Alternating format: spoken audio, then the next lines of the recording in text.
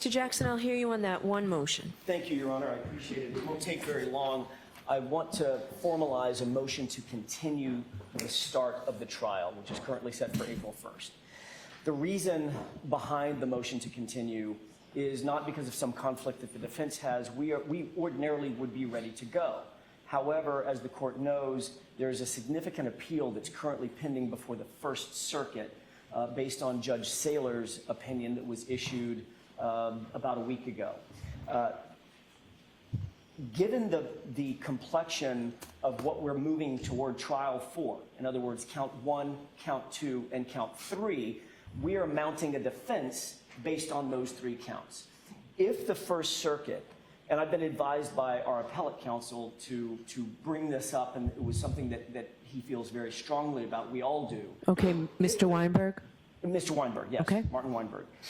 If, in fact, the First Circuit were to agree with our appeal and were to take some action on count 1 and count 3, for instance, either dismiss it or take some other action and remand down to the trial court for additional action, that would set the trial into upheaval.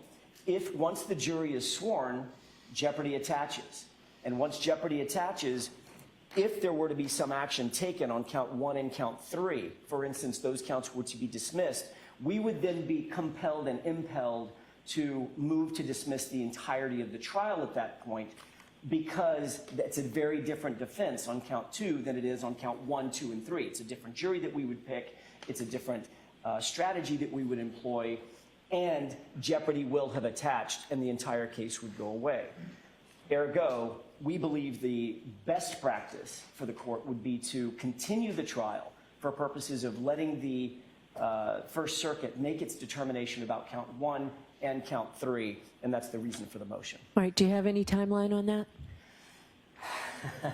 I wish I did. I don't. I do have a generalized understanding of some of the briefing schedule, but in terms of the court making its decision, I don't. So we expect to get our brief in today, probably by the end of the day today. I believe the Commonwealth is going, I believe that whoever it is that is appearing for the Commonwealth, or for the court, I should say, not the Commonwealth, for the court, is due to file their responsive brief, their opposition.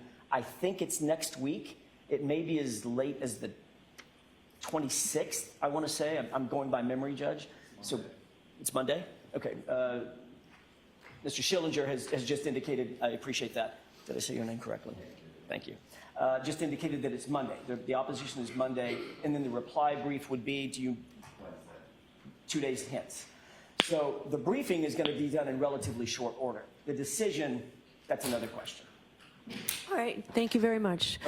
Does it make sense for me to hear from Mr. Schillinger directly, or do you want to handle this, Mr. Brennan? Thank you. Good afternoon. So we do need you to say your name. Yeah, good morning, Your Honor. Caleb Schillinger. All right, Mr. Schillinger, I have no idea how this works, so why don't you tell us? Sure. So as Attorney Jackson mentioned, Your Honor, Judge Saylor issued his decision denying petition for habeas relief last Thursday. The defendant is pursuing a further appeal to the First Circuit. The parties have agreed to an expedited briefing schedule in front of the First Circuit. The defendant filed her brief earlier today in the First Circuit. The respondent's brief is due Monday, the 24th, and then the defendant's reply brief is due Wednesday, the 26th. As Attorney Jackson mentioned, parties are able to control that much in terms of coming up with an expedited briefing schedule. How long it would then take for the appeal to be decided after that is unknown, and the parties don't have the ability, obviously, to dictate that. I think more broadly, Your Honor, in terms of the arguments here, certainly if it were possible to have all of this resolved before moving forward, it would be ideal to know which charges are going to go forward and which won't. At the same time, Commonwealth is obviously strongly opposed to moving the trial. And so, while perhaps unfair to Your Honor, if there is some intermediate ground or additional information that Your Honor would be able to provide think that that would be helpful. We could further discuss this issue and come back tomorrow. I would note the motion for a stay that they are going to file, they have indicated, or Attorney Weinberg has indicated to me through email, will be filed with Judge Saylor, not with the First Circuit. So there's no deadline that that motion be filed today, tomorrow, or even Thursday. So this is not a decision that needs to be made immediately, Your Honor. Okay. And frankly, the Commonwealth would benefit from additional time to be able to discuss with the victim's family members, and to the extent perhaps the court is able to indicate whether some amount of time is feasible given the jurors' schedules that are coming in, Your Honor's schedule. That would be helpful information to inform this as well. All right. I appreciate that. So one of the things that we would discuss at a final pretrial conference is how long this case is expected to take.